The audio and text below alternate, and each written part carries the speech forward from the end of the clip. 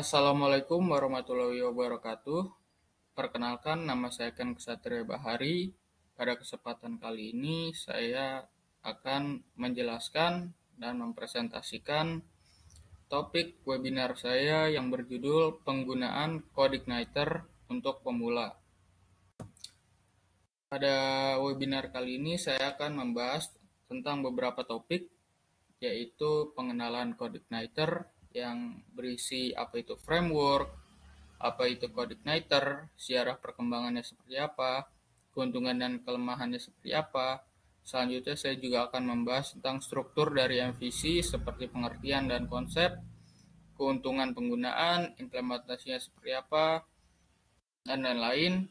Lalu saya juga akan membahas bagaimana instalasi dan konfigurasi dari CodeIgniter itu sendiri, seperti persyaratan sistemnya, cara penginstalannya, dan konfigurasi awalnya seperti apa. Lalu saya juga akan membahas tentang bagaimana cara memulai CodeIgniter, mulai dari struktur dari CodeIgniter sampai membuat tampilan halaman menggunakan view. Dan terakhir saya juga akan membahas tentang fitur-fitur dari CodeIgniter. Yang pertama kita masuk ke pengenalan CodeIgniter ya. Sebelum itu kita harus tahu dulu itu framework itu apa sih. CodeIgniter itu kan merupakan sebuah framework PHP gitu. Nah, framework ini merupakan sebuah kerangka kerja yang sering dimanfaatkan oleh para web developer untuk membangun aplikasi website dengan suatu bahasa pemrograman tertentu. Nah, sementara itu, CodeIgniter ini merupakan sebuah framework PHP, sebuah framework yang menggunakan bahasa pemrograman PHP yang bersifat open source, atau artinya dapat diakses oleh banyak orang secara bebas, sehingga digunakan oleh para web developer untuk membuat aplikasi website. Selanjutnya ada sejarah pengembangan CodeIgniter ya. CodeIgniter awalnya itu dikembangkan oleh seorang pria bernama Rick Ellis. Nah, Rick Ellis ini mengembangkan CodeIgniter pertama kali dan merilisnya pada tanggal 28 Februari 2006. Nah, perilisan ini Rick Ellis lakukan sebagai alternatif karena pada saat itu dia ingin membuat alternatif dari framework PHP yang sudah ada pada saat itu. Nah, setelah itu CodeIgniter selalu menghadirkan versi terbaru dan dari versi terbaru tersebut menghadirkan beberapa fitur-fitur yang paling baru ya. Perkembangannya itu mulai dari CodeIgniter 1.0, 1.1, ada juga CodeIgniter 2.0, 2.1, 2.2, dan ada versi CodeIgniter yang paling terkenal yaitu CodeIgniter 3 dan 4.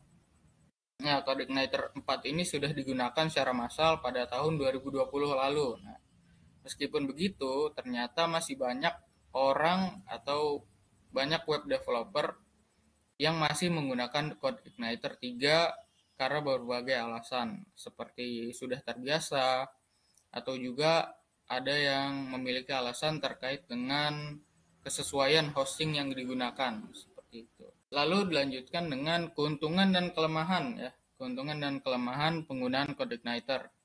Yang pertama itu ringan dan cepat, lalu memiliki performa yang tinggi. Nah, hal ini dikarenakan CodeIgniter ini berukuran cukup kecil ya, memiliki rata-rata yang cukup kecil dan sangat minim dalam penggunaan daya pada server, sehingga performanya cukup tinggi. Selain itu, keuntungan lainnya adalah mudah dipelajari dan digunakan. Nah, hal ini dikarenakan CodeIgniter ini memiliki dokumentasi yang sangat baik dan lumayan lengkap.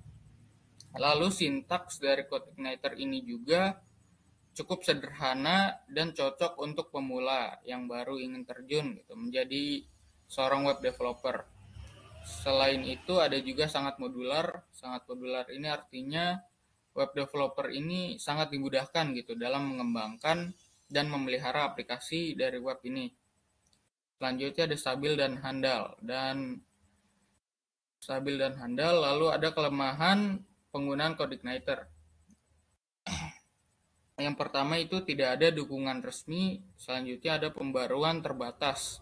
Nah, seperti yang kita ketahui, CodeIgniter ini merupakan framework open source gitu, yang dikembangkan oleh sukarelawan dan tidak ada dukungan dari pihak-pihak resmi gitu, pihak-pihak tertentu, sehingga pembaruan ini tidak terlalu sering terjadi seperti itu. Lalu ada tidak optimal untuk proyek besar dan kompleks.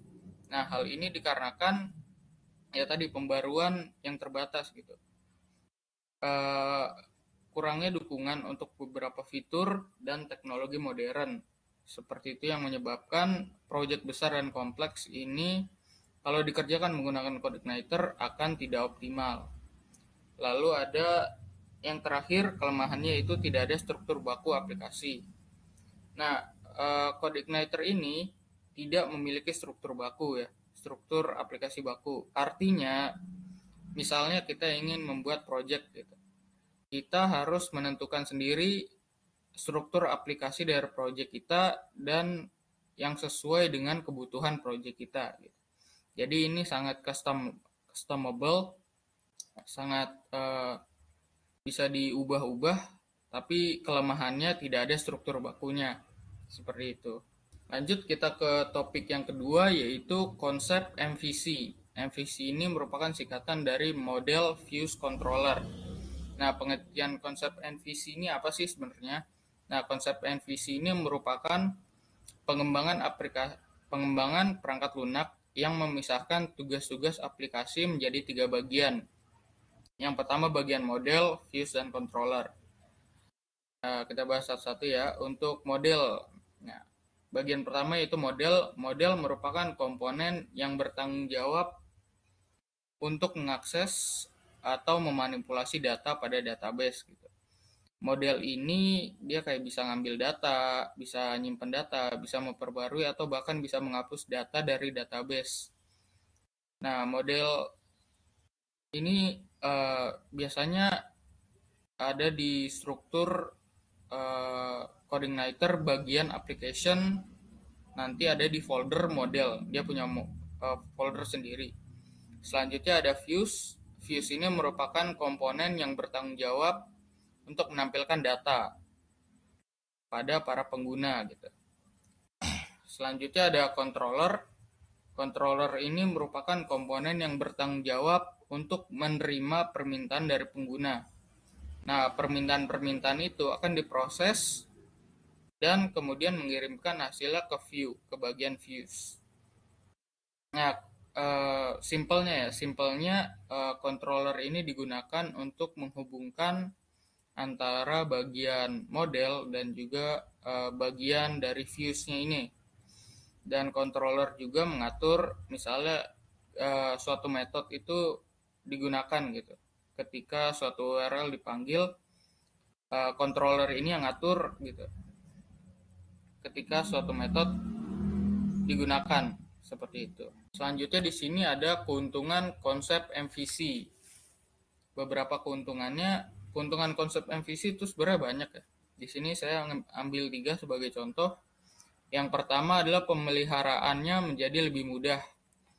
Lalu ada juga kode lebih mudah dipahami. Dan yang terakhir, pengembangan lebih efisien. Nah, seperti pengertian dari MVC yang sudah kita bahas tadi, keuntungan konsep MVC tersebut terjadi karena pemisahan tugas-tugas menjadi 3 bagian terpisah tadi. Bagian model, views, dan controller. Setiap bagian ini memiliki tanggung jawab masing-masing dan tidak saling berinteraksi langsung. Dengan begitu, bila satu bagian tidak mengalami perubahan, bagian lain tidak akan mengalami perubahan. Begitu juga sebaliknya gitu. Lalu dilanjutkan dengan implementasi konsep MVC. Implementasinya gimana? Seperti yang telah kita bicarakan, ada 3 bagian ya, model, views, controller. Pada gambar ini kita dapat melihat implementasi MVC. Misalnya kita mulai dengan pengguna membuka suatu URL gitu. Nah, controller ini akan berkomunikasi dengan views untuk menampilkan data dari views tersebut gitu. Views tersebut akan lalu mengirimkan permintaan berupa request, permintaan berupa request tampilan data dari database. Dia akan mengirimkan permintaan data yang disimpan di database. Lalu controller pun akan mengirimkan permintaan kepada model. Lalu model tersebut akan mengakses data yang ada di dalam database dan mengirim data tersebut ke Fuse melalui controller. Di sini ada persyaratan sistem dari misalnya kita mau menggunakan CodeIgniter ya. Di sini ada beberapa persyaratan. Yang pertama ada PHP. Kita perlu menginstal bahasa programan PHP. Ini bahasa programan PHP-nya versinya itu disesuaikan dengan versi CodeIgniter-nya gitu. Misalnya kita mau menggunakan CodeIgniter 3. Nah, minimal kita mempunyai PHP dengan versi minimal 5.8 sebagai contoh.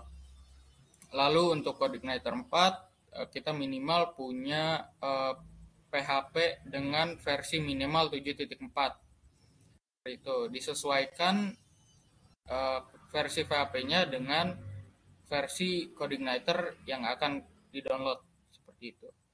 Lalu dilanjutkan dengan web server. Web server ini dibutuhkan untuk menjalankan aplikasi yang kita bangun. Dalam hal ini saya akan menggunakan XAMPP karena XAMPP ini menyediakan web server yaitu Apache. XAMPP seperti ini XAMPP-nya.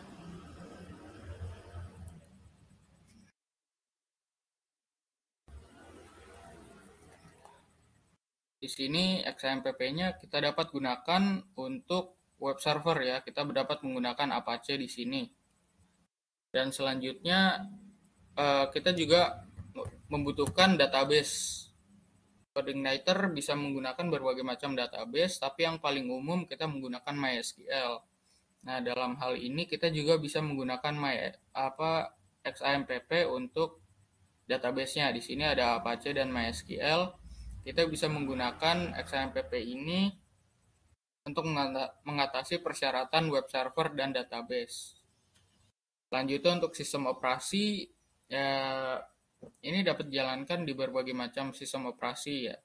Contohnya kayak Windows, bisa juga pakai Linux atau macOS dan sebagainya. Dan untuk web browser ini bisa digunakan untuk mengakses aplikasi webnya ya, digunakan untuk mengakses. Kita bisa menggunakan web browser yang sering digunakan pada umumnya gitu, kayak Google Chrome, Mozilla Firefox, atau mungkin Safari. Dan selanjutnya kita masuk di sini bakal saya contohkan saja. Langkah pertama yaitu kita mengunduh CodeIgniter-nya pada link berikut ya. Kita coba saja contohkan CodeIgniter. Coba CodeIgniter-nya, lalu akan muncul halaman awal untuk CodeIgniter-nya seperti ini.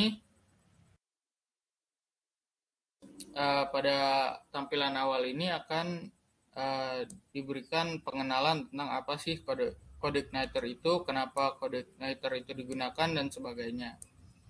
Pada bagian kanan atas di sini ada tombol download, kita bisa klik dan akan muncul dua versi yang paling terkenal dari CodeIgniter, yaitu CodeIgniter 3 dan 4. Dan di sini ada keterangan versi PHP yang minimal gitu, yang dimiliki minimal versi 7.4, dan untuk CodeIgniter 3 yaitu 5.6. Di sini juga ada versi dari CodeIgniter-nya, dan juga yang CodeIgniter 4 juga ada versi berapanya gitu. Lalu kita dapat langsung download saja. Di sini ada tombol downloadnya. Kita dapat klik salah satu atau mungkin dua-duanya, bahkan kita bisa download dua-duanya. Lalu setelah itu kita ekstrak file ke directory web server. Misalnya kita sudah download gitu, kita langsung masuk ke directory web server. Lalu di sini dua file yang sudah saya download, saya ekstrak di sini gitu. Saya ekstrak di sini, sudah diekstrak. Langkah selanjutnya, buka file menggunakan text editor. Nah, di sini sudah saya buka menggunakan text editor saya, yaitu Visual Studio Code. Di sini sudah saya buka untuk CodeIgniter 3 ya. Di sini saya menggunakan contoh CodeIgniter 3. Lalu yang selanjutnya dilakukan adalah konfigurasi database dan base URL. Oke, langsung saja kita contohkan. Di sini untuk base URL dan database, kita akan konfigurasi.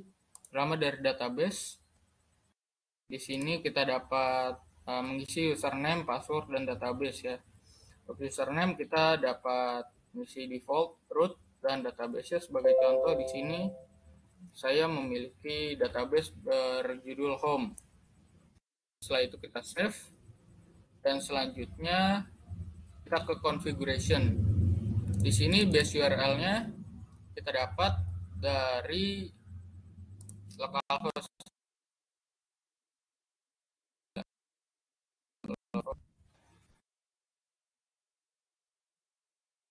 Kita nyalakan dulu XAMPP-nya.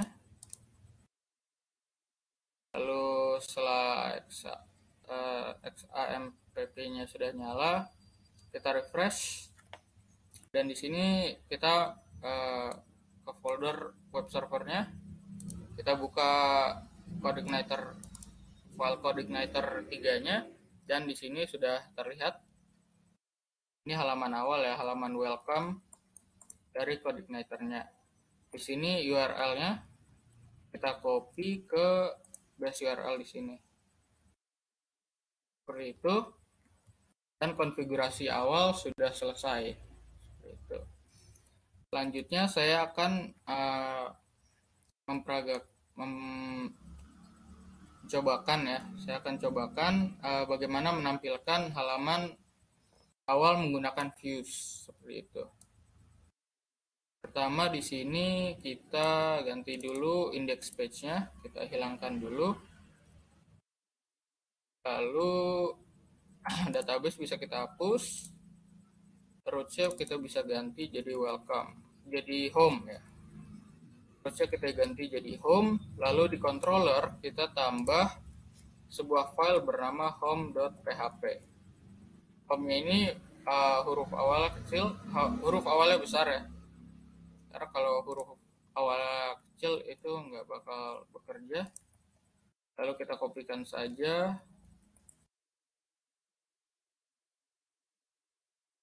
Oke, kita kopikan saja ini semua. Copy. Lalu kita copy di sini. Ini bisa kita hapus. Untuk kelasnya kita ganti namanya menjadi home. Dan view-nya yang akan di-load kita ganti menjadi home juga. Home ini akan kita samakan dengan file yang ada di views. Jadi di sini kita juga buat home.php. Di sini kita buat tampilannya di sini home page. Lalu di sini ada header 1 dengan kata ini adalah home page. Seperti itu. Lalu ketika kita refresh, nah sudah terlihat ini adalah home page ya. Ini adalah home page. Dan selanjutnya kita bisa modifikasi dari sini ya. Kita bisa modifikasi dengan menambahkan file baru di views, lalu kita tambahkan controllernya. Kita buat controllernya dan kita tambahkan roots-nya ya di situ. Seperti itu.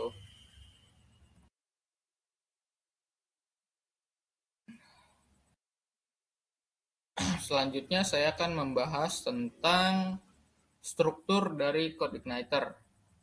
CodeIgniter ini memiliki beberapa struktur. Yang utama dalam CodeIgniter itu ada folder application dan sistem. Sistem ini merupakan file utama dari CodeIgniter agar bisa berjalan. Nah, biasanya kita hanya bermain di bagian application ya. Bagian sistemnya kita biarkan. Di dalam folder application ini ada case. Case ini digunakan untuk menyimpan case yang dihasilkan oleh web. Lalu ada configuration, di sini digunakan untuk tadi yang mengatur konfigurasi database, URL dan lain-lain. Lalu ada controller. Controller views model sudah kita bahas tadi ya, jadi kita bisa lewati. Lalu ada core, ada helper. Helper ini berisi fungsi-fungsi yang dapat digunakan kembali yang dapat membantu dalam pengembangan aplikasi. Kalau ada language yang berisi bahasa, biasa bahasa Inggris ya. Lalu ada libraries untuk menyimpan library yang digunakan. Lalu ada logs, model third party. Third party ini biasanya berisi plugin ya dari pihak 3. Lalu ada views yang terakhir. Lalu di sistem juga hampir sama sebenarnya isinya. Ada core juga di sistem. Lalu di sistem juga ada logs dan lain-lain.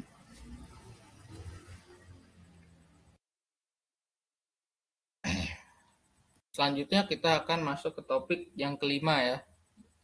Kita akan memahami fitur-fitur dari CodeIgniter. Di sini sebenarnya CodeIgniter itu punya banyak fitur ya. Di sini saya ngambil contoh 8. Ada 8. Yang pertama itu MVC arsitektur. Nah, MVC arsitektur ini sudah kita bahas tadi ya. Lalu ada routing. Routing ini untuk mengatur sistem routing sehingga pengembang ini dapat menentukan gitu URL dan controller yang akan diarahkan. Selanjutnya ada database support. Nah, database support ini berkaitan dengan penyediaan query builder ya. Kan CodeIgniter ini menyediakan query builder yang query builder ini akan memudahkan seorang web developer dalam mengembangkan query SQL yang lebih mudah semacam itu. Lalu ada security feature. Security feature ini memungkinkan pengembang dapat menggunakan library security dan menonaktifkan fitur-fitur yang tidak diperlukan. Lalu ada form validation di sini.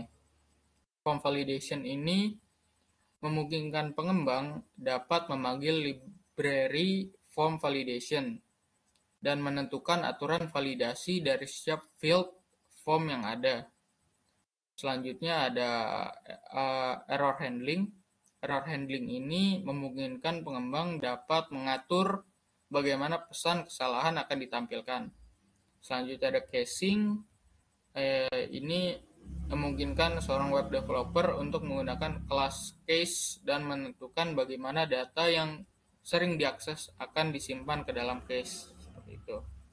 Lalu selanjutnya ada modular structure. Modular structure ini berkaitan dengan pembuatan folder-folder baru pada folder application dan menempatkan modul-modul terpisah ke dalam folder tersebut.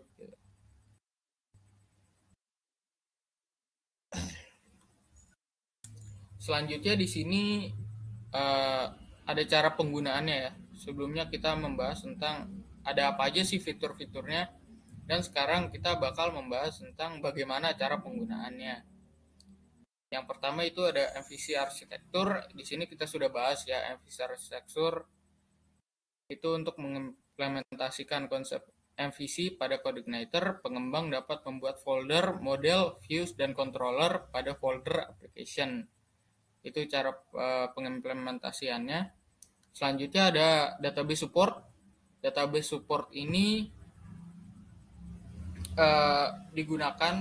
menggunakan fitur database pada CodeIgniter. Pengembang dapat melakukan konfigurasi di file app/config/database. Misalnya contoh di sini menggunakan fitur database support ya, di gambar di sebelah kanan ini. $this menuju DB select title content date. Lalu ada DB from my table, DB where ID, $ID, lalu dan sebagainya. query ini akan mengambil title, judul, konten, dan tanggal dari MyTabel. Query ini akan mengambil kolom title, konten, date pada tabel MyTabel dengan kondisi ID sama dengan $ID, seperti itu. Di sini ada thisDBGet ya, yang berarti query ini akan mengambil kolom title, content, date pada tabel MyTabel, di mana ID sama dengan $ID. Selanjutnya ada security feature. Ya. Security feature, untuk menggunakan fitur keamanan pada CodeIgniter, pengembang dapat memanggil security atau mengatur opsi keamanan pada file application config/config.php. Di sini $this load library. Jadi kita akan membuat library security gitu ya. Di security xss_clean. Jadi di sini metode dari xss_clean ini akan menghilangkan gitu variabel $str dari karakter-karakter yang tidak diizinkan pada inputan pengguna. Lalu yang terakhir ada form validation. Form validation ini untuk menggunakan fitur validasi form pada CodeIgniter, pengembang dapat memanggil class form_validation dan menentukan aturan validasi pada setiap field form. Itu di sini di slot library kita akan membuat library form validation, lalu kita akan membuat peraturan-aturannya gitu. Di sini username required dan passwordnya juga required. Artinya field username dan password harus diisi. Jika validationnya salah gitu, jika validasinya gagal, maka akan kembali ke tampilan halaman form gitu. Jadi akan seperti disuruh diulang gitu, mengisi username dan passwordnya. Dan jika form validationnya sukses, akan ditampilkan halaman form success di sini. Seperti itu. Sekian presentasi yang bisa saya berikan. Jika ada pertanyaan, boleh nyalakan mic-nya ya, boleh juga kirim di obrolan publik, kirim di chat. Silakan jika ada yang bertanya terkait dengan presentasi yang telah saya berikan ya.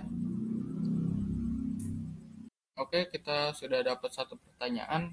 Ini pertanyaannya, kenapa kita lebih memilih framework CodeIgniter dibanding framework lain ya? Kenapa framework CodeIgniter ini menjadi pilihan yang lebih baik dibanding framework lainnya? Nah, ini ada beberapa alasannya. Yang pertama, framework CodeIgniter ini mudah dipelajari dan dipahami. Seperti yang sudah saya jelaskan tadi, dokumentasinya lengkap, dan CodeIgniter ini memiliki sebuah prinsip yang cukup unik yang diberi nama KISS atau KISS, Keep It Simple Stupid, yang membuat mudah dipelajari dan dipahami bahkan oleh seorang web developer pemula gitu.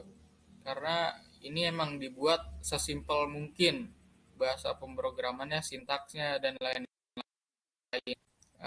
Dokumentasi lengkap, lalu di YouTube, lalu website itu banyak banget yang ngebahas tentang CodeIgniter gitu. Lalu ada juga kayak lebih ringan, lalu juga penggunaan CodeIgniter itu membuat jadi lebih cepat gitu, nggak berat dan sebagainya. Dan juga CodeIgniter ini memiliki komunitas pengguna yang cukup besar ya. Komunitas pengguna dari CodeIgniter ini memiliki komunitas yang cukup besar dan aktif ya. Masih aktif beberapa komunitas CodeIgniter itu, bukan hanya di Indonesia, bahkan seluruh dunia ini masih aktif komunitas CodeIgniter-nya. Seperti itu. Apa sudah cukup? Apa sudah puas dengan jawabannya atau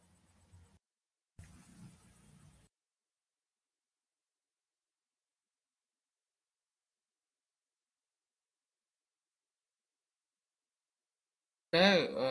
Ya sama-sama. Mungkin sekian presentasi yang bisa saya berikan. Mohon maaf apabila ada salah-salah kata. Wabillahi taufiq wal hidayah. Wassalamualaikum warahmatullahi wabarakatuh.